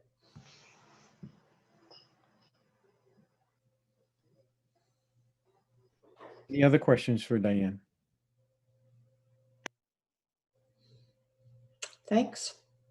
Thanks, Diane. So Diane, I know we're going to be having kind of a joint meeting in December, but after that, next year, we'll probably look for you to give some occasional updates like this. So around this magnitude, really, not a total update, but just something that keeps us up to speed. Great. Happy to do so. All right. Thanks a lot. Appreciate it. Okay. Let me see. Next thing on the agenda. Are there any questions from public or press? There's no public or press. Okay, so let's go to new business. I am going to get into some other things in the old business, but is there any new business that anyone wants to bring up? Peter, I want to put on the record that the Finance Commission appreciates the work done by the town clerk and all the election officials in processing all the ballots that were cast in this most recent election thoroughly, accurately, and completely. Hear, hear. That's a great comment. Dottie and her team did a fantastic job, and they worked very hard to get there. I'll second. Absolutely. Thank you. Thanks, Chris. Anything else from anyone? So in terms of old businesses, as part of what we sent out, what Jane sent out, there was, subcommittee assignment requests. And so it showed kind of the results of my thoughts and discussions I've had with folks. I will say right up front that I haven't really assigned the 3 new members to any team. So if any of those members would like to be on a particular team like municipal or education, that's where we thought we would slot those people. You could talk now, or you could, talk to me separately. That would be fine. So with that said, did anybody have any objections to what Jane sent out that was really kind of my thoughts from all the discussions and things? Peter? Yes. I would be very willing to serve on the education as the new member there. Okay. Let me take that under advisement, George, but I'm sure we can do that.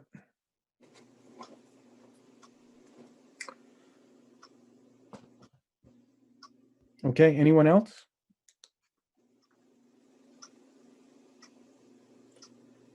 Okay, so the next item is to approve the October minutes. Jane also sent that out.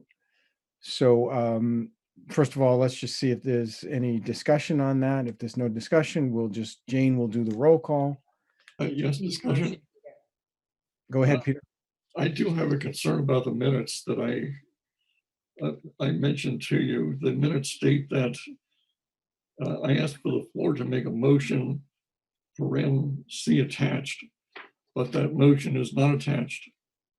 And I think that it would be, I think the minutes should be amended to show the motion as well as the vote. Should I make that a motion or? Well, I think that Jane could easily talk about that. When we send it out, it's just the way we have done the minutes in the past, and we're consistent with the way those minutes are.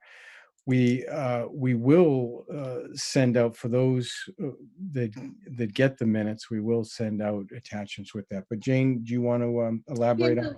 Once the minutes are approved, we'll attach for the record any emotion, the presentations, the approval of the last month's minutes. We do that on a regular basis. And so that I have the motion, Peter, it's part of the record. And once the minutes are approved, it'll be part of the permanent record of this meeting. So you don't have to worry about that. And we do that on a regular basis for everything. I would prefer to approve the minutes after I can see the final result, but that's. Well, Peter, you know what the attachment was? You're the one who put the attachment together. Yes, I know it, but I would. And I can provide it in the minutes. I'll provide you the final, if it's approved tonight, I'll send you a final copy tomorrow and anyone else who wants to see it. Okay, any other discussion? Okay, Jane, could you take the roll? You just need to make a motion, Peter, and then we need to second it. Motion to approve the minutes. Craig, I'll second that. Thanks, George. Thanks, Craig.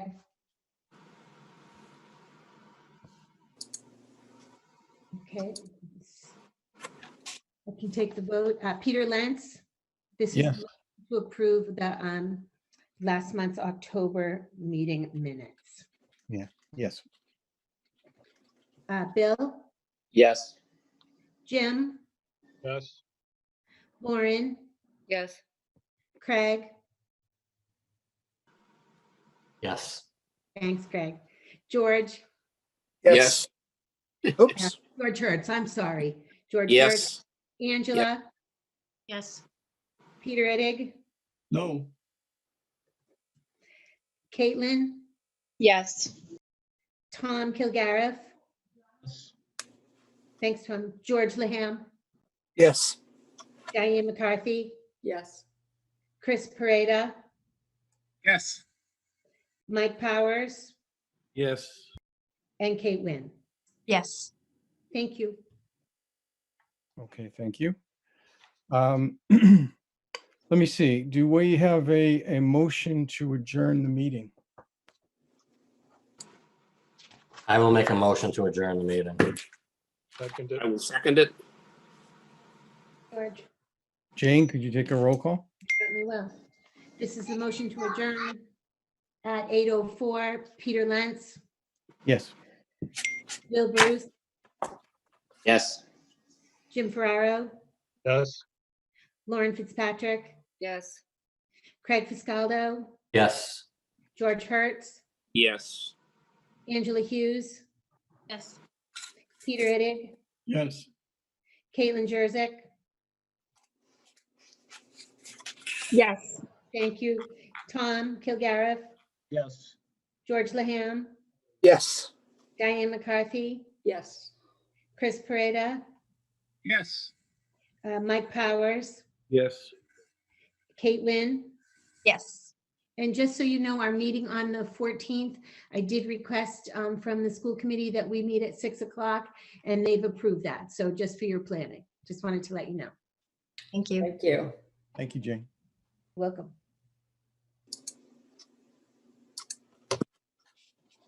Okay. Thanks, everyone.